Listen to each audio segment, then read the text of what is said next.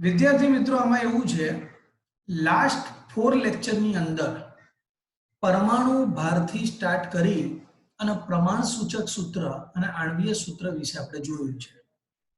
મેં જે તમને એક પીડીએફ સેન્ડ કરી છે ચેપ્ટર 1 ની, આ પીડીએફ વાસ્તવમાં ચેપ્ટર 1 ની તમામ થિયરીનો સમાવેશ કરે છે। રહી વાત ચેપ્ટર 1 ના ઉદાહરણના ન્યુમેરિક્સ અને જે એક્સરસાઇઝ છે એની એક બીજી પીડીએફ પણ હું તમને મોકલીશ। એટલું તમે કરશો તો ઓલમોસ્ટ ચેપ્ટર 1 તમારું કમ્પ્લીટ થઈ જશે। લાસ્ટ 4 લેક્ચર ની અંદર જે પણ દાખલા આપણે ગણ્યા છે તો એ દાખલા કઈ થિયરીમાંથી બનેલા છે તો એ થિયરીની આપણે ચર્ચા કરીશું। થિયરી નંબર 24 થી આપણે સ્ટાર્ટ કરીશું। એનું રીઝન એ છે કે આ ચેપ્ટરનું નામ છે basic concept of chemistry, some basic concept in chemistry.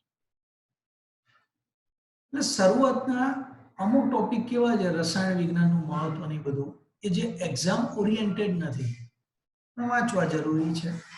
Okay, ચલો હાલમાં આપણે એક ચર્ચા કરીશું પરમાણ્વીય દળ કોને કહેવાય, સમજી લો। પરમાણ્વીય દળ કોને કહેવાય સમજી લો। 24 નંબરનો ક્વેશ્ચન છે કે પરમાણ્વીય દળ એટલે શું। તમે સારી રીતે જાણો છો કે પરમાણ્વીય દળ આપણે નક્કી કરેલું છે। જેમ કે હાઇડ્રોજન શરૂઆતમાં જે પહેલું ટેબલ હતું એ પરમાણ્વીય દળનું જ ટેબલ હતું। જેમ કે હાઇડ્રોજનનું આપણે આશરે પરમાણ્વીય દળ 1 લઈએ છીએ, વાસ્તવમાં એનું 1.008 છે, આશરે 1 લઈએ છીએ।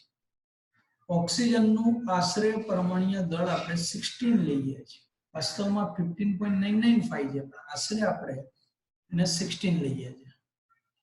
તો આપણો આજનો મહત્વનો ટોપિક એ જ છે કે આપણે જે પરમાણ્વીય દળ વાસ્તવમાં લઈએ છીએ એ પરમાણ્વીય દળ ક્યાંથી આવેલું છે।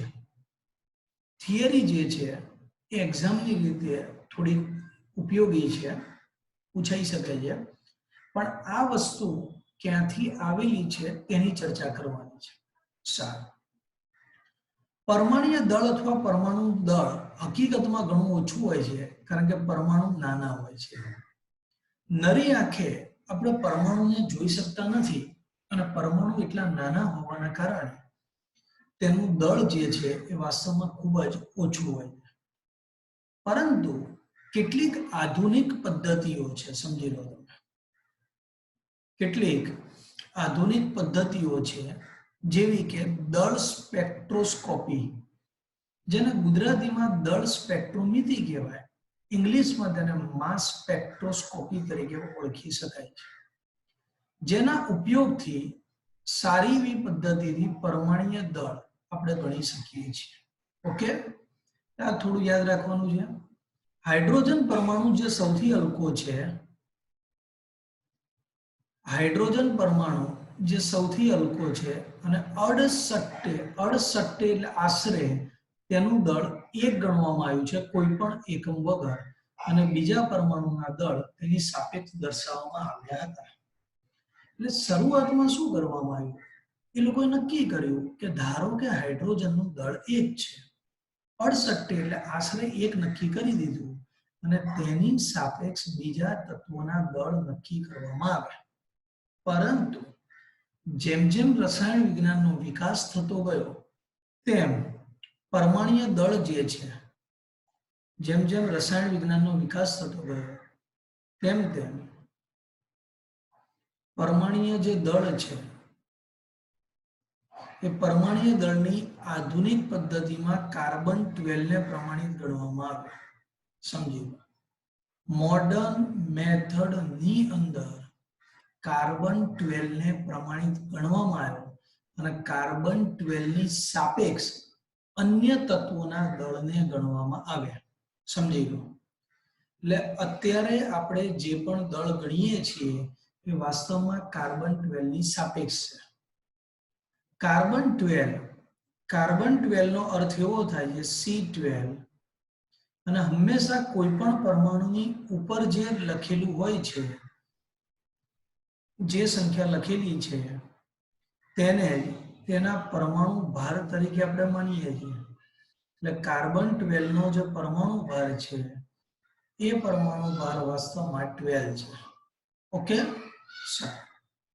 કાર્બન 12 નો એક સમસ્થાનિક શું છે એક થિયરીમાં આગળ સમજાવું છું તમને તો કાર્બન 12 નો એક સમસ્થાનિક છે જેને આપણે 12 કાર્બન તરીકે દર્શાવીશું અને 12 કાર્બનનું પરમાણુય દળ 12 તરીકે આપણે લઈશું આ 12 ની સાપેક્ષમાં બીજા તત્વોના પરમાણુય દળ નક્કી કરવામાં આવેલા છે કઈ રીતે નક્કી થયા છે સમજીએ જો કોઈ તમને પૂછે કે કાર્બન 12 નું પરમાણુય દળ કેટલું એટલે તમે એમ કહેશો 12 ઓકે સારું જો કાર્બન 12 નું પરમાણુય દળ 12 છે તેનો 12મો જે ભાગ છે 1/12 ઓફ કાર્બન 12 એનો અર્થ એવો થયો કે 12 નો 12મો ભાગ એટલે 12 into 1/12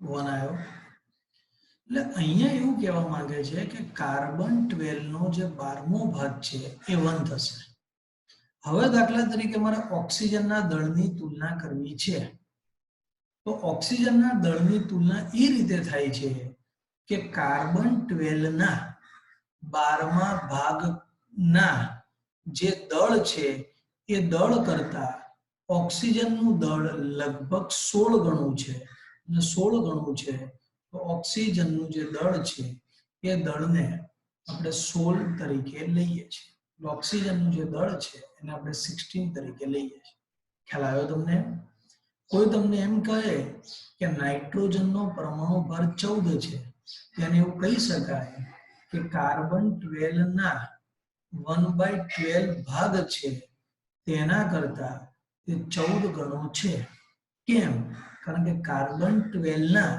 1/12 જેટલો ભાગ છે એનું મૂલ્ય શું થશે 1 અને 1 કરતા 14 એ કેટલા ગણું થાય 14 ગણું થાય ઓકે એટલે યાદ રાખજો કોઈ પણ તત્વનો પરમાણુ ભાર કાર્બન 12 ના 1/12 ભાગની સાપેક્ષ નક્કી કરવામાં આવે 1/12 ભાગ છે એના કરતા 14 ગણો હોય તો પરમાણુ ભાર 14 જેમ કે નાઇટ્રોજન અને 16 ગણો હોય તો પરમાણુ ભાર 16 જેમ કે ઓક્સિજન ઓકે ચલો આને ક્લિયર કરું છું હવે બીજી એક વસ્તુ આપણે સમજીએ એક AMU નું ફૂલ ફોર્મ થાય છે એટોમિક માસ યુનિટ એટોમિક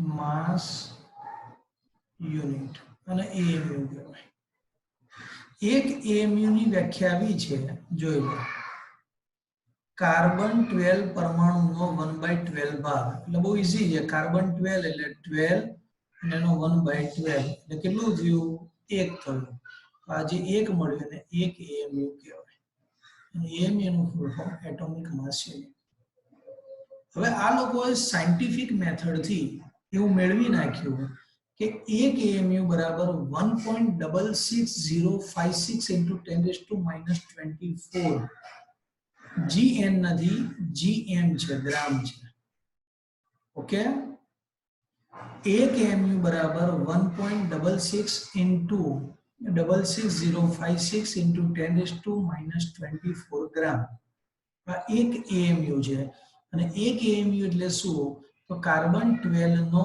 1/12 મો ભાગ એટલે કે 12મો અંશ ઓકે એ જ રીતે હાઇડ્રોજન પરમાણુનું દળ 1.6736 into 10⁻⁻24 હાઇડ્રોજન પરમાણુનું દળ એટલે એક હાઇડ્રોજનનું દળ અને આ દળ 1.6736 into 10⁻⁻24 ગ્રામ લેવામાં આવ્યું હવે એના ઉપરથી આ લોકો શું તારવવા માંગે છે એ હું તમને સમજાવું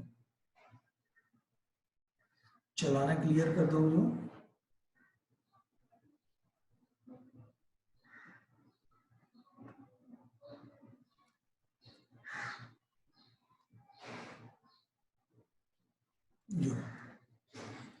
एक सिंपल कॉन्सेप्ट है अपना मगज में कि हाइड्रोजन एक एमयू એટલે આટલા ગ્રામ આ સુધારી દેજો એક હાઇડ્રોજન પરમાણુનું દળ એટલે આટલા ગ્રામ હવે એક હાઇડ્રોજન પરમાણુનું જે દળ છે એ વાસ્તવમાં પરમાણુય દળ નથી પરમાણુય દળ અલગ વસ્તુ છે હાઇડ્રોજન પરમાણુનું એએમયુ માં દળ તો તમે જોઈ શકો છો ઉપર હાઇડ્રોજનનું દળ લીધું છે અને નીચે એએમયુ લીધું છે આ બંનેનો ગુણોત્તર મળ્યો 1.0078 જેને 1.0080 તરીકે પણ ઓળખી શકીએ છીએ આશરે આપણે આના આશરે 1 પણ લઈ લઈએ એ જ રીતે ઓક્સિજનનું 15.995 આવશે અને આશરે 16 આવશે એટલે તમારે મગજમાં ક્લિયર એ કરવાનું છે કે એક હાઇડ્રોજન પરમાણુનું દળ 1.6736 into 10⁻⁻24 ગ્રામ છે જ્યારે પરમાણુય દળ છે ને એ વાસ્તવમાં એક પરમાણુનું દળ હોતું નથી પરમાણુય દળ બરાબર આપણે શું લખીએ છીએ એક પણ એનો એકમ શું છે ગ્રામ પ્રતિ મોલ આ વસ્તુ મગજમાં ક્લિયર કરજો કે એક પરમાણુનું દળ આ છે જ્યારે પરમાણુય દળ છે એ વાસ્તવમાં એક પરમાણુનું દળ નથી પરમાણુય દળ વાસ્તવમાં એક મોલનું દળ છે અને એક મોલ એટલે કેટલા પરમાણુ થાય છે 6.022 × 10⁻23 એટલે પરમાણુય દળને તમે એક યુ તરીકે પણ લખી શકો છો અને પરમાણુય દળ જે છે એને એએમયુ ના સ્થાને યુનિફાઈડ માસ લખીએ છીએ પણ વ્યવહારમાં આપણે ગ્રામ મોલ ઇનવર્સ તરીકે ઓળખીએ છીએ ઓકે ચલો ક્લિયર कर दूं આને સ્ક્રીનશોટ કોઈ લેવો તો લઈ શકે છે આમાંથી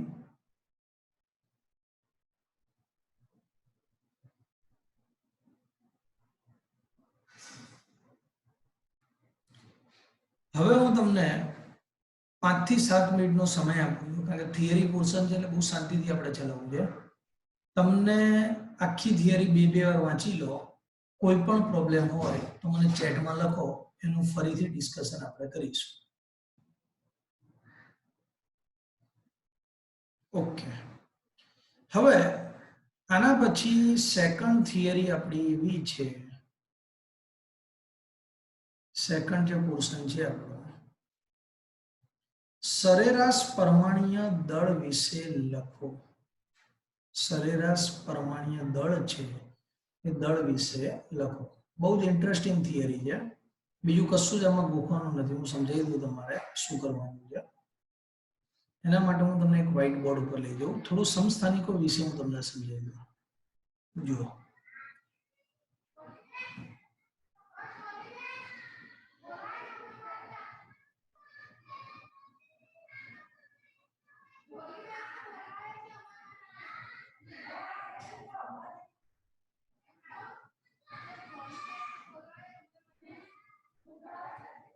जो समस्थानिको कोने कहेवाय तो एकदम सादी भाषा में આપણે વિચારીએ તો હું હાઇડ્રોજન થી સ્ટાર્ટ કરું છું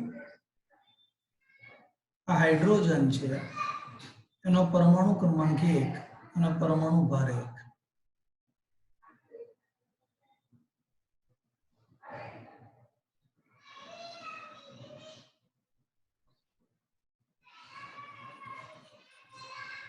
जो આમાં આ જે નીચે લખીએ છે ને આપણે એને પરમાણુ ક્રમાંક કહેવાય અને તમે સારી રીતે જાણો છો પરમાણુ ક્રમાંક એટલે બીજું કશું જ નહીં માત્ર પ્રોટોનની સંખ્યા કહેવાય અને આ જે ઉપર લખીએ છીએ તેને પરમાણુ ભારાંક કહેવાય અને આ પરમાણુ ભારાંક છે એ વાસ્તવમાં પ્રોટોન અને ન્યુટ્રોનની કુલ સંખ્યા છે ઓકે નીચે જે લખીએ છીએ આપણે એ વાસ્તવમાં પરમાણુ ક્રમાંક છે ઉપર જે લખીએ છીએ એ પરમાણુ ભારાંક છે એટલે કહેવાનો અર્થ એવો છે કે કોઈ પણ તત્વમાં નીચે અને ઉપર જે પણ સંખ્યા લખીએ છીએ આપણે તો નીચેની સંખ્યા હંમેશા પરમાણુ ક્રમાંક કહેવાય છે ઉપરની સંખ્યા હંમેશા પરમાણુ ભારાંકો, દળાંકો, ન્યુક્લિયોન્સ કો ચેપ્ટર 2 માં બધું આવશે એ કહેવાય છે. સમસ્થાનિકો કોને કહેવાય? તો તમે જોઈ શકો છો બધામાં નીચેનું સમાન છે, એટલે જેનો પરમાણુ ક્રમાંક સમાન હોય. સમજી લો, પરમાણુ ક્રમાંક સમાન હોય પરંતુ પરમાણુ ભારાંક ભિન્ન હોય. પરમાણુ ભારાંક, દળાંક ગમે તેવો શબ્દ વાપરી શકાય. તમે જોઈ શકો છો કે 3 છે હાઇડ્રોજન, 3 ના પરમાણુ ક્રમાંક 111 છે, પણ પરમાણુ દળાંક અથવા ભારાંક જુદો છે. અહીંયા 1 છે, અહીંયા 2 છે અને અહીંયા 3 છે. તો હવે જો હું દરેકમાં પ્રોટોનની સંખ્યા નક્કી કરીશ અને દરેકમાં ન્યુટ્રોનની સંખ્યા નક્કી કરીશ.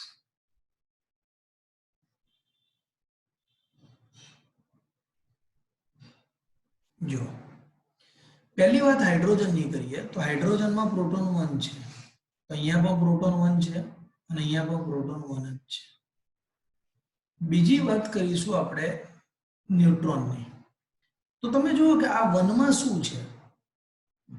અહીંયા જે 1 લખેલો છે એ માત્ર પ્રોટોન છે. ઉપર જે 1 લખ્યો છે પ્રોટોન અને ન્યુટ્રોન કુલ છે. એટલે પ્રોટોન અને ન્યુટ્રોનમાંથી જ્યારે પ્રોટોનને બાદ કરો છો ત્યારે માત્ર તમને ન્યુટ્રોનની સંખ્યા મળશે. તો 1 માંથી 1 જાય તો 0, 2 માંથી 1 જાય તો 1 અને 3 માંથી 1 જાય તો 2. તો સમસ્થાનિકોની વ્યાખ્યા બીજી રીતે પણ આપી શકાય કે એવા તત્વો કે જેમાં પ્રોટોન સમાન છે પરંતુ જે ન્યુટ્રોન છે એ ન્યુટ્રોન ભિન્ન હોય તો તેને સમસ્થાનિકો તરીકે ઓળખવામાં આવે છે. ખ્યાલ આવી ગયો? નીચે જે આપેલું છે એ પ્રોટોન છે, ઉપર આપેલું છે પ્રોટોન અને ન્યુટ્રોનનો કુલ છે. તો કુલમાંથી પ્રોટોન બાદ કરો તો ન્યુટ્રોન મળશે. ઓકે, તો હવે તમે હાઇડ્રોજનના 3 સમસ્થાનિક જુઓ તો ત્રણેયમાં પ્રોટોન સમાન છે, ન્યુટ્રોન જુદો જુદો છે. આને સમસ્થાનિકો તરીકે ઓળખીશું. ઓકે, તમારે સ્ક્રીનશોટ લેવો હોય તો લઈ લો ઝડપથી, પછી હું ક્લિયર કરું છું. ક્લિયર? 1 2 3 clear all drawing.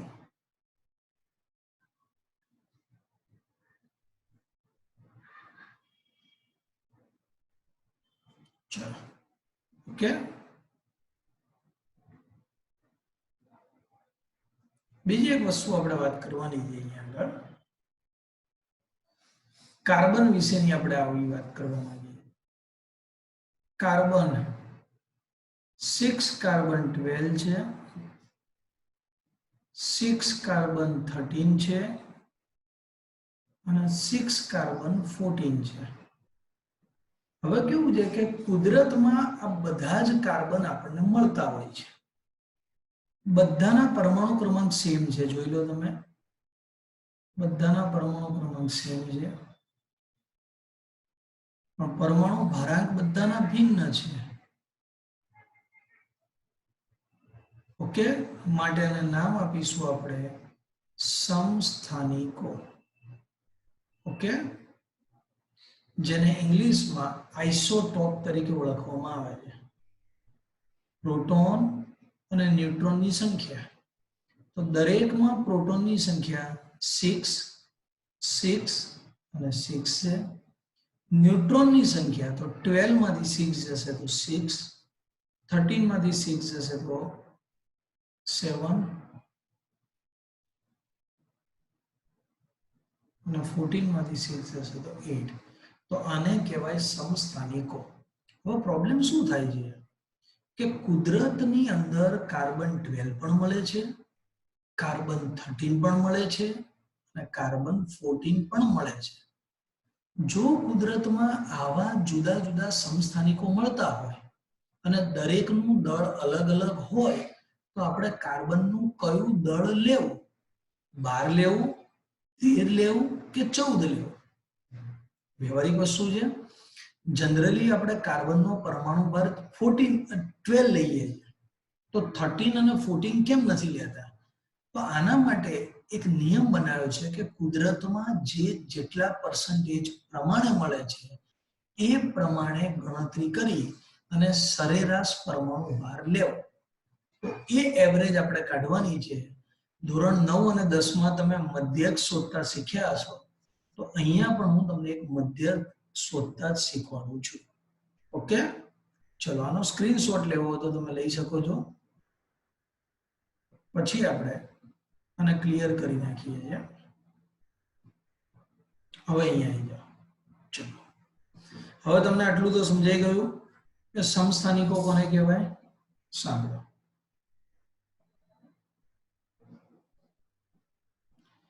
ઘણા કુદરતી રીતે મળતા તત્વોમાં એક કરતા વધારે સમસ્થાનિકો રહેલા હોય છે. જ્યારે અસ્તિત્વ તેમની સાપેક્ષ પ્રચુરતાને ધ્યાનમાં લે. સાપેક્ષ પ્રચુરતા એટલે શું? પ્રચુરતા એટલે કેટલા પ્રમાણમાં મળે.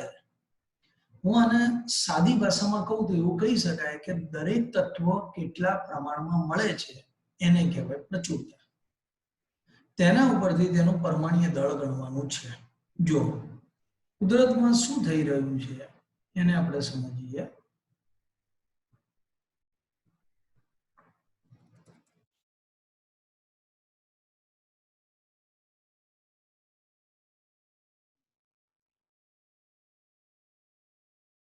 દાખલા પણ છે, એ પણ ગણીશું આપણે.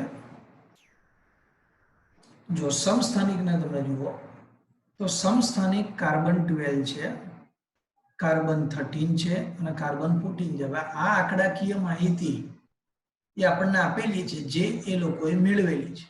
ઓકે, હવે સાંભળો, કાર્બન 12, કાર્બન 13 અને કાર્બન 14, તો સૌથી વધારે કાર્બન 12 મળે છે. 98.892% કાર્બન 12 મળે છે. કાર્બન 13 કેટલો મળે છે આપણને?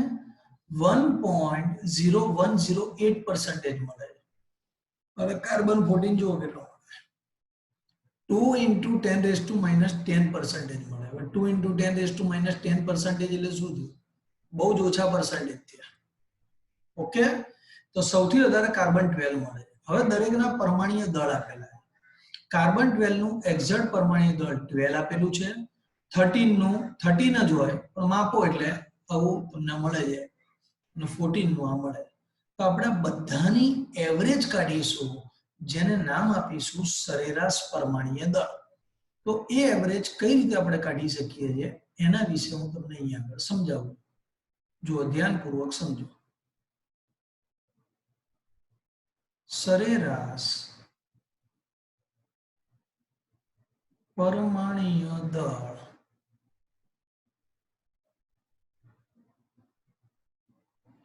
સરેરાશ પરમાણ્વીય દળ બરાબર.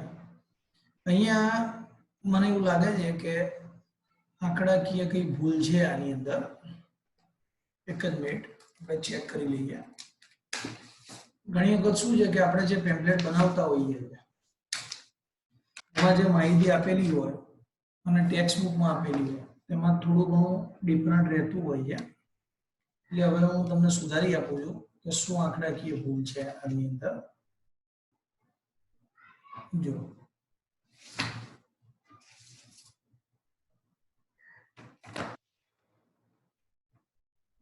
જો ધ્યાન, સરેરાશ પરમાણ્વીય દળની ગણતરી આપણે કઈ રીતે કરીએ છીએ? લોજિક વિચારો. તમે 10મા ધોરણમાં 9મા ધોરણમાં મધ્યક ગણતા હતા, અહીંયા પણ એ જ કરવાનું છે. સાંભળો, 98 વાળું બાર છે એટલે હું 98.892 જો સમજી લો. હું તમને આખી મેથડ સમજાવું, એ લોકોએ ડાયરેક્ટ આપ્યું. 98.892 આ પર્સન્ટેજને આના વડે મલ્ટીપ્લાય કરીશ એટલે ઇન્ટુ 12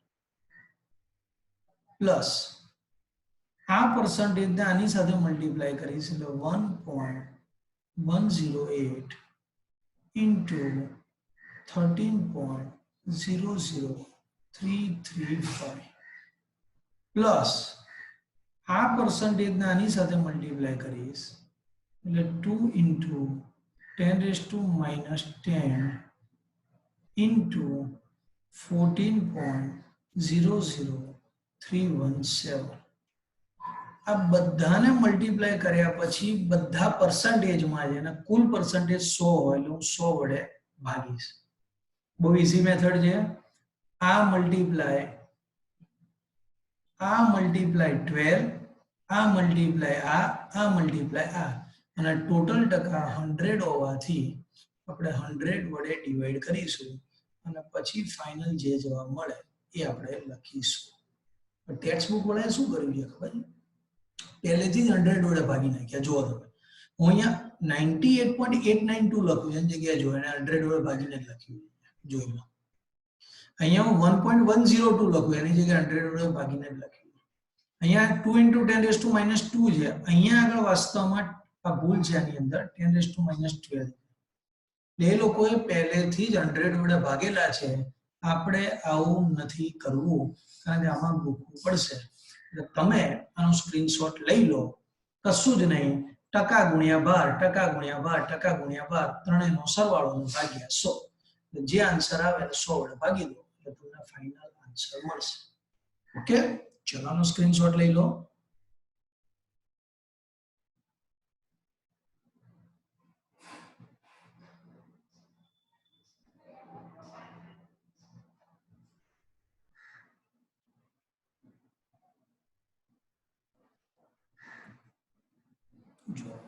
હવે 26 નંબરની થિયરી તમે જો, આણ્વીય દળ. આણ્વીય દળ વિશે કંઈ ભણાવવાની જરૂર જ નથી મારે તમને એમને આવડે છે. આણ્વીય દળ એટલે શું? અણુભાર. આણ્વીય દળની થિયરી તમે નહીં કરો તો પણ ચાલશે, તમારી રીતે ઉદાહરણ બનાવી નાખીએ. ચલો, મિથેન. મિથેનનો અણુભાર અથવા આણ્વીય દળ આવડે. કાર્બન કેટલો? 12 અને હાઇડ્રોજન 4. તો એપ્રોક્સ કેટલું થશે? 16 અને એક્ઝેક્ટ લો તો 16.043. પાણી, તો પાણીમાં 2 × હાઇડ્રોજન અને ઓક્સિજન તો આવડે છે આપણને. ટૂંકમાં આણ્વીય દળ શું છે? તો આણ્વીય દળ અણુમાં રહેલા બધા જ પરમાણુના પરમાણ્વીય દળનો સરવાળો છે. શું છે આણ્વીય દળ? અણુમાં રહેલા બધા જ પરમાણુના પરમાણ્વીય દળનો સરવાળો છે. આવી થિયરી ક્યારે પૂછાઈ નથી કે ભાઈ આણ્વીય દળ વિશે લખો, ક્યારે નહીં. બરાબર છે, ખાલી જાણવાનું છે આપણે. ચલો, હવે એક મહત્વનો મુદ્દો છે, એની સમજ લઈએ આપણે.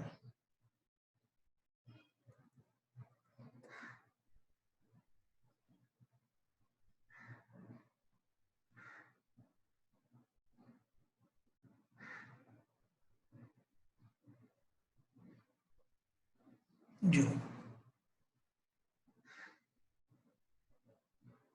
સૂત્ર દળ એટલે શું તેની સમજૂતી આપણે આપવાની છે. સૂત્ર દળ કોને કહેવાય સમજી લો.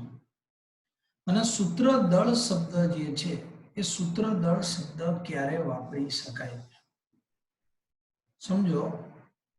એક કન્સેપ્ટ છે બહુ સારો. દાખલા તરીકે હું મિથેનની વાત કરું, સમજી લો. આ એક બીજું ઉદાહરણ હું તમને સમજાવું છું. દાખલા તરીકે હું મિથેનની વાત કરું તો મિથેન જેવો દેખાય છે ને એવો જ છે. મિથેનમાં એક કાર્બન અને 4 હાઇડ્રોજન છે. આ એક સનાતન સત્ય છે. તો એ પ્રમાણે મિથેનનો અણુભાર નક્કી કરીએ તો 12 + 4 × 1 એટલે 16 થઈ જાય. શું થઈ જાય? 12 + 4 × 1 = 16 થઈ જશે. ઓકે, ચલો. પણ કેટલાક આયોનિક પદાર્થો એવા હોય છે. હવે અત્યારે આ શબ્દ તમને ખ્યાલ નહીં આવે, આયોનિક પદાર્થ,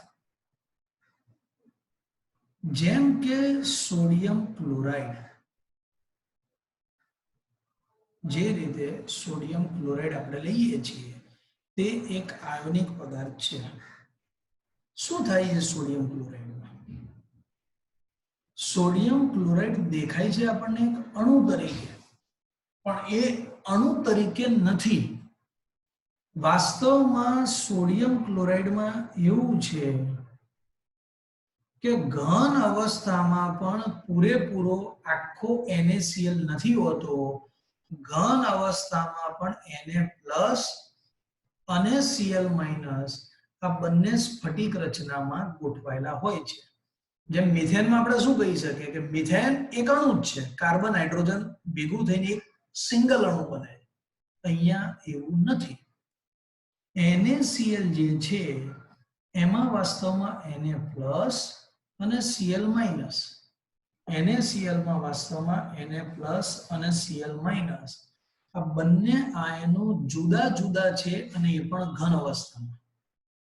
હવે આનું સ્ટ્રક્ચર તો અત્યારે હું તમને નહીં સમજાવી શકું, સ્ટાન્ડર્ડ 12 ચેપ્ટર 1 માં આવે છે, પણ એમાં એવું છે એક Na+ આયન હોય ને એ 6 Cl- થી ઘેરાયેલો હોય છે અને એક Cl- આયન હોય છે એ વાસ્તવમાં 6 Na+ થી ઘેરાયેલો હોય છે.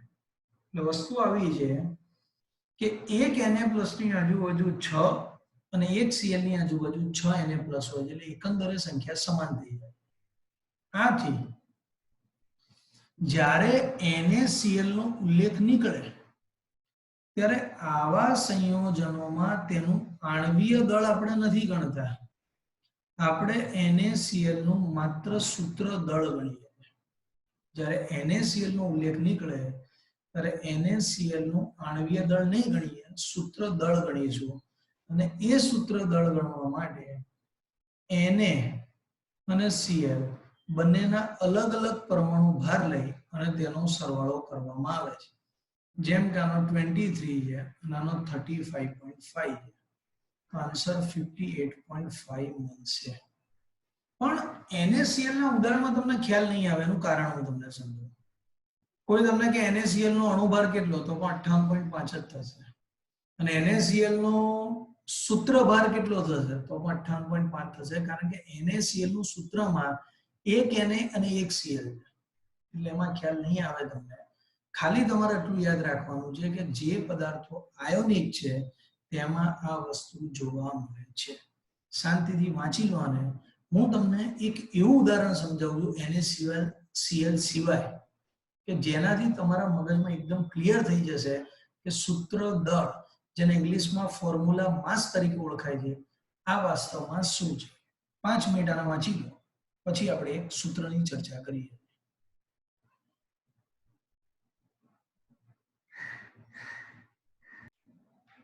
હું તમને એક બીજું ઉદાહરણ સમજાવું છું જેના દ્વારા તમને થોડું ડિટેલિંગ આપી દે અને ક્લિયર કરીએ છે. એક સંયોજન છે પોટાશ એલમ. સમજી લો, હવે તમને સૂત્રદળ પરફેક્ટ સમજવામાં આવી જશે.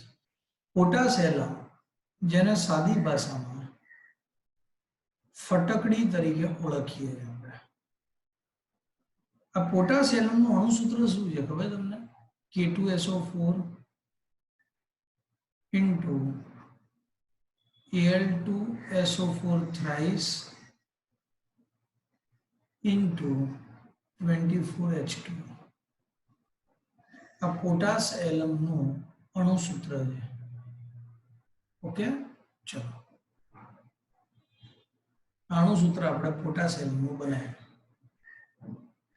હવે સમજો, અહીંયા હું લખી દઉં છું તમારી જાણ માટે કે આ અણુસૂત્ર છે.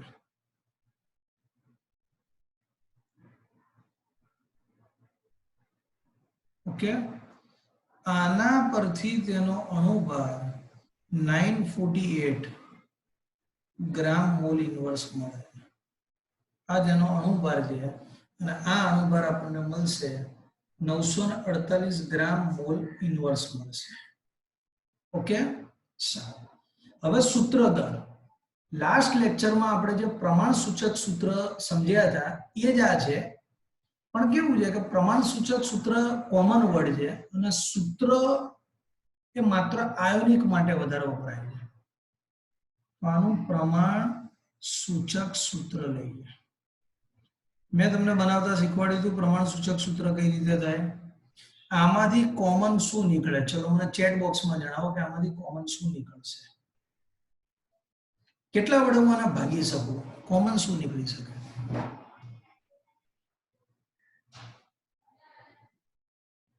ચલો ઘણા આન્સર આપ્યો છે 1 1 1 1, ઘણા 2 આન્સર આપેલો છે. હું તમને કહું 2 વડે ભાગી શકાય. જો હું તમને બતાવું, બધી બેકી સંખ્યાઓ બતાવી દઉં. જો K2 કેટલા છે? 2. SO4 તો 1 SO4 અને 3 SO4 કેટલા છે? 4 SO4. Al2 2 અને પાણી 24. એટલે 2 વડે આને મિનિમમ તમે ડિવાઈડ કરી શકશો. તો જો આ બધાનો 2 વડે ડિવાઈડ કરું છું તો મને શું મળે છે? ધ્યાનથી જુઓ તમે. K2 ને 2 વડે ડિવાઈડ કરીશ તો K, 1 SO4 અને 3 SO4 4 SO4 છે. એને પછી લખું છું Al2 ને ડિવાઈડ કરીશ તો Al, ટોટલ 4 SO4 ને 2 વડે ડિવાઈડ કરીશું તો 2 અને 24 H2O છે તો 12 H2O મળશે. બોલો થઈ ગયું 2 વડે ડિવાઈડ. હવે ફરીથી તમે આનો અણુભાર શોધો તો એ એક્ઝેક્ટ આનાથી અડધો આવશે, જેને આ રીતે પણ લખાય કે ગ્રામ પ્રતિ સૂત્ર. અને આ જે દળ મળ્યું છે એને સૂત્ર દળ કહેવાય. બોલો સમજ્યા? હવે રહી વાત NaCl ની. ચલો હવે NaCl માં અણુ સૂત્ર પણ NaCl છે અને પ્રમાણ સૂચક સૂત્ર પણ NaCl છે.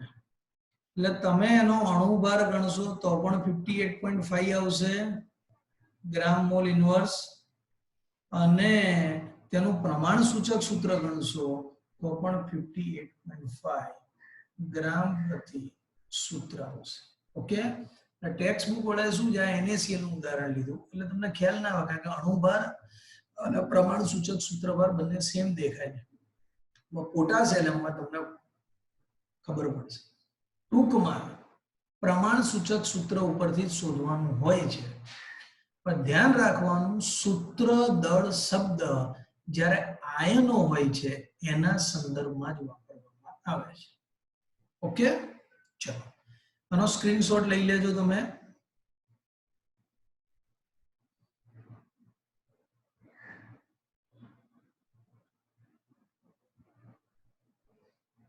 ચલો નવી સ્ક્રીન ઉપર જતા રહીએ ઝડપથી.